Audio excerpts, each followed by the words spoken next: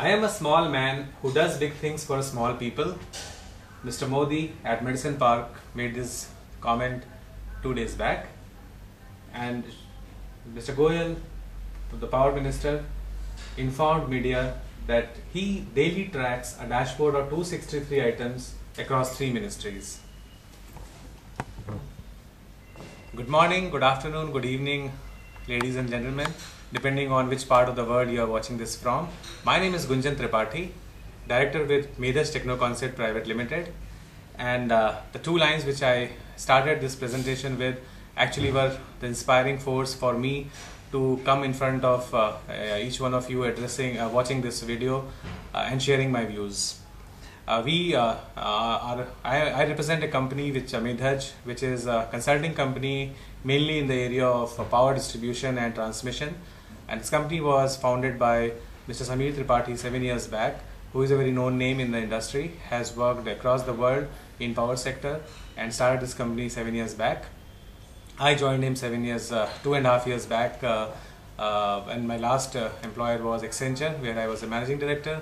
Prior to that, I have worked with General Electric, Fidelity Investments, HCL, and so I bring on board to MEDHAJ a lot of global experience in project management, and Samir, who is the chairman of the company, brings a lot of global experience, a lot of knowledge of the sector. And we as an organization are trying to do a lot of meaningful work in rural electrification area in almost all the states, more than 21 states in India, and have been part of almost all the schemes launched by Government of India in last 7 years. And we feel very excited to be part of this industry, this sector at this point, especially when new government is trying to do a lot of new things. And the inspiration of this video, the coming up with this video, was to share our experience, what we have observed in all these years with government, especially when they are keen to hear from the common man, the companies, individuals, experts, and they have actually instituted a lot of platform, forum to hear from people like us. And the next slide, which talks about why this is important to be shared at this point, because for the first time I personally feel that government is trying to get into the level of details which they should be, and I think nature is conspiring for big change in India, because they are blessed with a majority also, and perhaps this is the reason, if we don't do it right this time, perhaps we will never be able to do it in future also, because all these things will not come together at one point of time. I don't know whether when next we will be fortunate. So, and that was my and there's so much of focus. I heard very very attentively the speech of Shri Goyal in Rajya Sabha about, I think this was 7th of August, and also his press conference, which was few weeks back. And he came so prepared, with a lot of thoroughness about all the points which are required to be done in this sector, a lot of issues, potential solution. And then I felt that it is high time that and they are interested in to go to the lot of level of details, because his speeches have been themselves very fairly detailed, talking about the core issues. They are not high level 50,000 feet level discussions normally done in the boardrooms. And so I thought we have done a lot of work in the last 7 years. We know a lot of problems on the ground, and we must share in form of some framework or in some form with the government. And I chose this medium because I think this is the best medium to reach out to larger audience in a more efficient way. And why we think we are well equipped to do this? Because of our wide presence across 21 plus states in India, and with having worked in almost all the schemes, and we know the small things with big impact basis our experience only. And we hope that everyone watching this video find these points useful, and we also sincerely hope that Mr. Goyal may quickly do his check on his dashboard, whether some of these points are covered in his 263 point long dashboard, because if he finds them in some form directly or indirectly, then probably we are safe, because the core issues which we have struggled ourselves, or we have seen the EPC contractors or the other stakeholders in this sector struggling in all these years, they will find it very reassuring if these points are being covered, because the devil lies in details. And I have put this together basis the details which we have seen in these years. And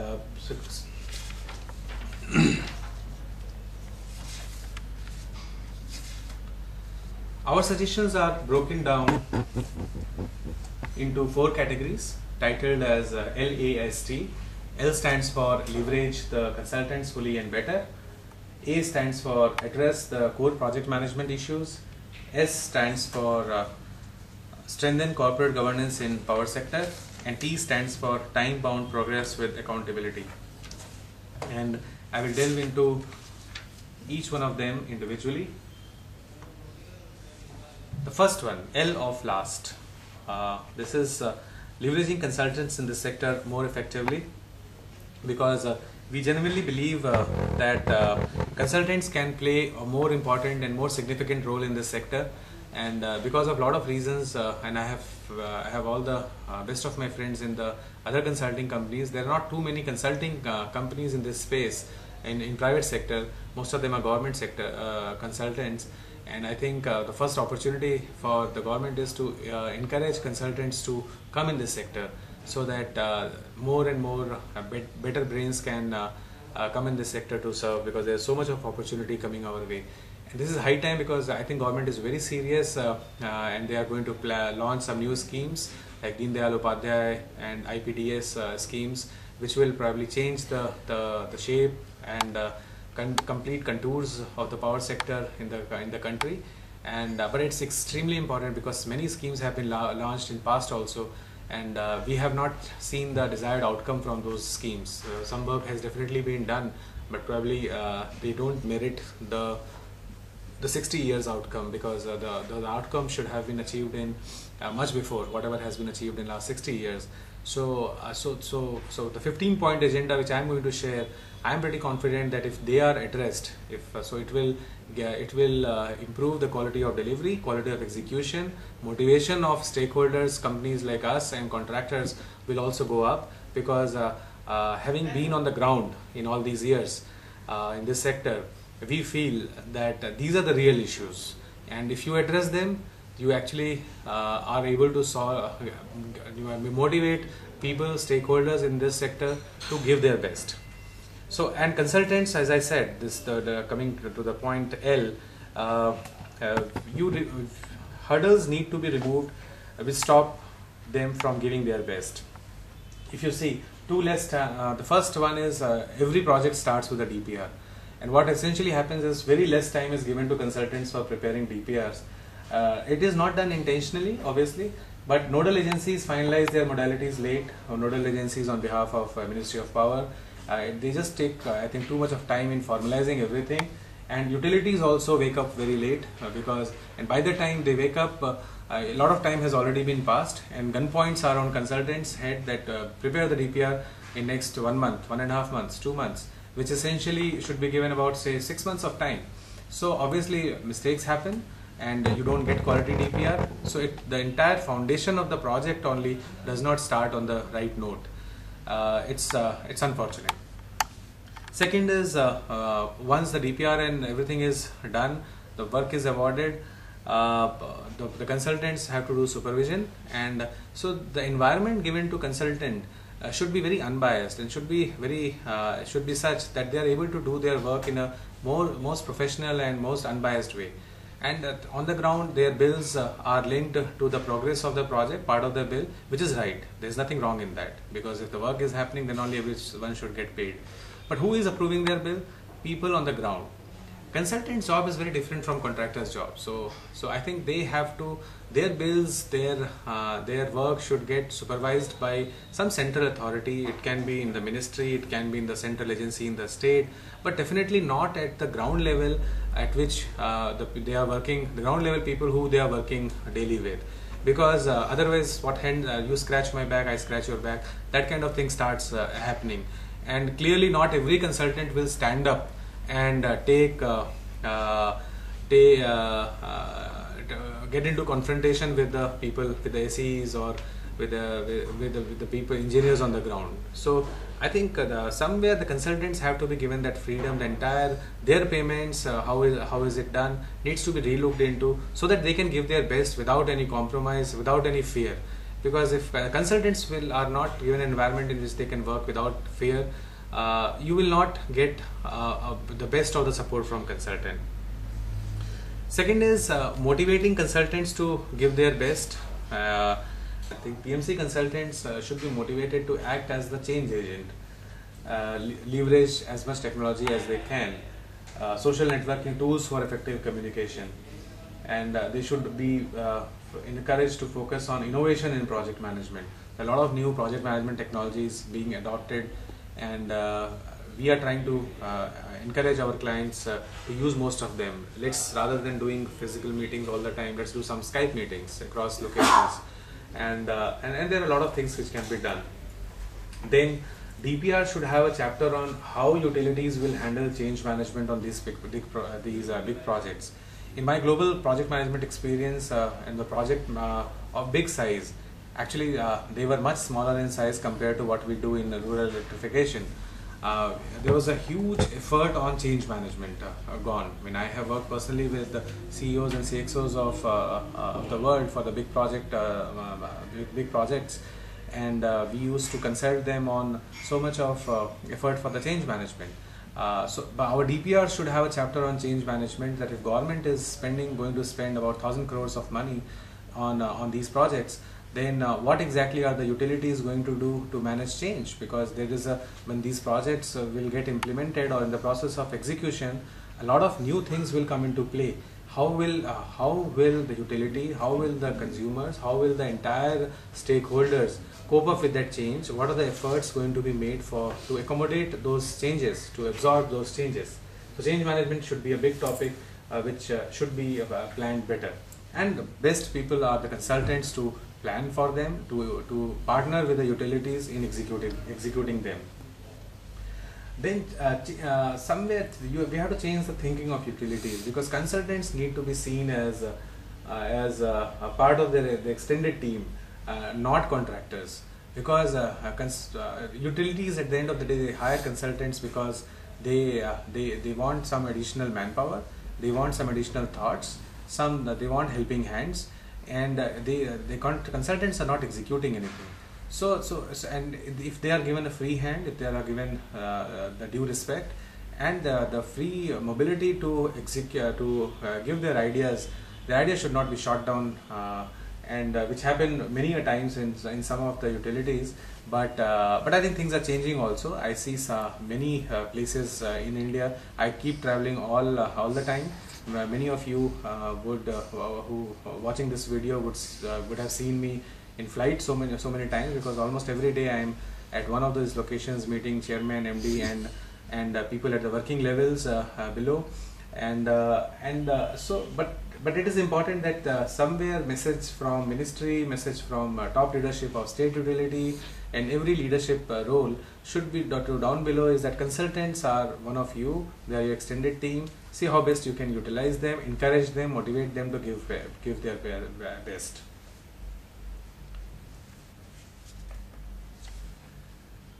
Coming to the next pillar or next component of the last model, which is address core project management issues. So there are issues which are resulting in poor this quality of execution. The biggest is payment issues. I think one of the research in one of the management bestsellers, 1 Minute Entrepreneur, I had read the 4% of companies in US survive for more than 10 years, and the biggest reason for their failure or for their closure is their inability to manage their outstanding. And I think if we do similar research in India, the results will be even more scary.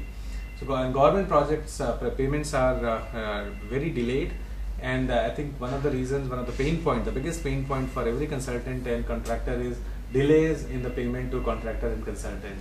And if government can do something like set up and these are Government of India funded schemes, so if they can set up some kind of payment tribunal where people can raise their issues, I think it will go a very big way in handling the big concerns of consultants and contractors. Then there are anomalous payments also in these projects, because you see a lot of times a lot of payments actually happen on the supplies, but the corresponding erection work has not happened. So we have to find out those anomalies and see that we make contractors execute and get paid in a judicious way. On one hand, the payments are not getting done in time for a lot of the contractors and consultants. On the other hand, there is an anomaly in the payment. So let's identify those cases and address them. Then project monitoring should be tightened. This is one of the suggestions which I have given to many utilities, and unfortunately, for whatever reasons, I have not got very firm response or encouraging response. What my suggestion was that the simple metrics, put it on the website of your utility for all the contractors. So there will be positive competition. No one wants to see themselves as red in a public forum. And reasons can also be mentioned if there are genuine reasons, but somewhere there has been a reluctance from the utilities in publishing the performance of contractors on the website or openly.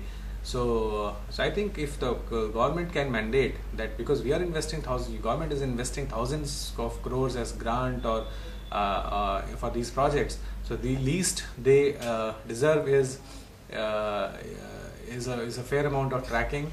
And I think best way, in my entire career, I have what my biggest learning has been: unless you measure it, you can't improve it. So measure it, report it, and then I think tracking will happen automatically. And the best way is to do it online. The last in addressing core project management issue is entrepreneurs are exiting and dying in this sector. And so they should definitely, government should make some effort. I'm very appreciative of the new government approach to reach out to everyone in the world. So I think our Prime Minister has done a remarkable job in reaching out to various countries and reaching out to the big business houses for the PPP investments. I think all the ministers have done a great job in first 3 months. But the concerns of the entrepreneurs like us, who are actually doing the job on the ground for many of these Government of India schemes, I think some effort should be made to hear from us as well, because actual execution, a lot of it is happening from people like us, and we are not paid in time. We have our own issues. We are not given a fair opportunity to compete everywhere. So it will be a good idea for Minister to call people like us from this sector and hear from us directly about our concerns.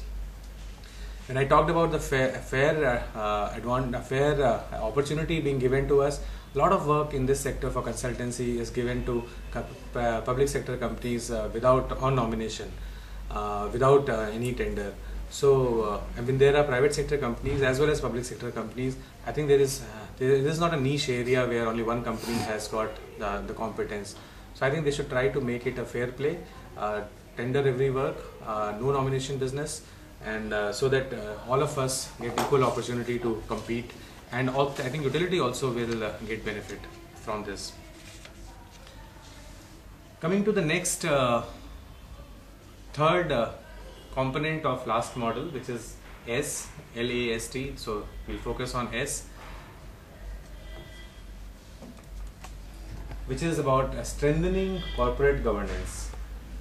I think the main important point is, why should we do it? Because it will increase healthy competition, and for building further build upon the last point which I mentioned in the A section, was that funding agencies of Ministry of Power have floated their own there are some subsidiary companies as consultants, and they find a very easy way to run their business by influencing utilities to seeking funds from their parent companies, and finally to award them the consultancy work directly without getting into competition.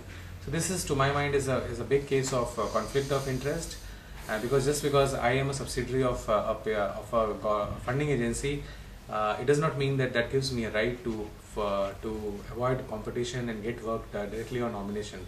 Rather, other public sector companies may still get, but I should not be getting because I am an arm of my funding agency.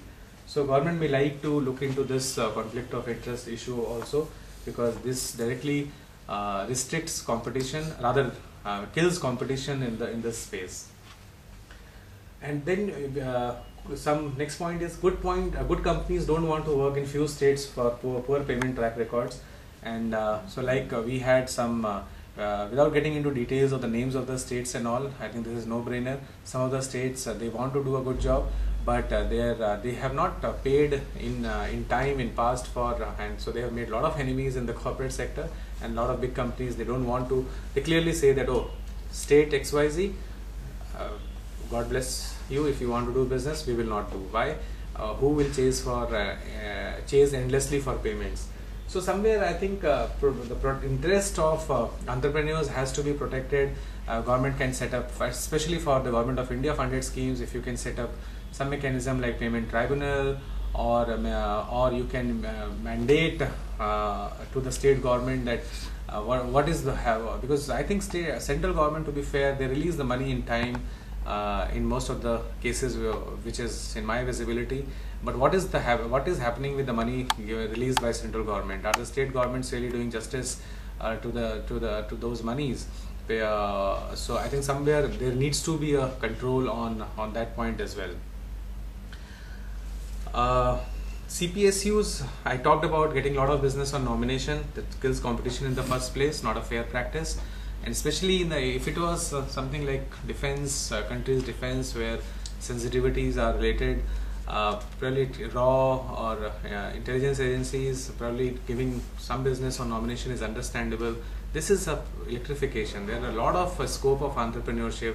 People like us have left our cushy jobs, the global careers, and I'm not the only one. There are many of us, like many there like me. And if the competition has to be killed, then probably we will feel, I mean, it gives me a feeling that we are not welcome in this sector, and the favoritism is there for CPSUs or few CPSUs. So I strongly will request the new government to look into it. And then QCBS, which is the quality and cost based score, to be implemented versus cost only for consulting as well as contracting work, because this L1 mechanism of awarding the work finally, I think a lot of complaints, you see a lot of quality issues only because these new players, obviously welcome to the new players, but they are too desperate to get work. They undercut a lot so that they get the first work somehow, and but they are not able to deliver quality. So somewhere I think QCBS is a very scientific approach which creates a balance between quality as well as on cost. And so I think we should gradually move towards QCBS for the projects in power sector, especially for all the new schemes which are going to be launched. I think that will be a very welcome change by organizations like us, which are trying to work with a lot of professionalism in this sector. And last but not the least, rather the most important one, is time-bound progress on everything, because there is absolutely no control on the timelines of this project. In fact, accountability is not there with one person or for the execution. No one gets punished for non-execution or failing to execute in time for these projects. So somewhere accountability will have to be fixed, and electricity is a concurrent subject. So clearly making state government and central government responsible for their own set of activities and make them happen in time. So I think this will take us a long way, to the sector a long way, frankly, because otherwise we will again be repeating the history of all the schemes which have been launched in past but did not see the desired outcome through. So that brings us to the end of the presentation, and I would urge each one of you watching this video to do share your suggestions and feedback. and I'll be very keen to hear from you. You can write to me at gunjan.tripathi at medhaj.com and or mtcpl@medhaj.com. And I assure you that I'll keep on improvising my presentation, my video, depending on your feedback and suggestions, because I am in the process of sharing some of it with the right stakeholders in the ministry, in the sector, and your suggestions will mean a lot to us, because it's important that we communicate our feedback, our observations, our learnings in a formal way also. So I'm very keen to hear from you, and thank you very much for your patient hearing and listening me completely during this presentation. And I hope to hear from you, and wish you all the best, and I look forward to great days in power sector. Thank you.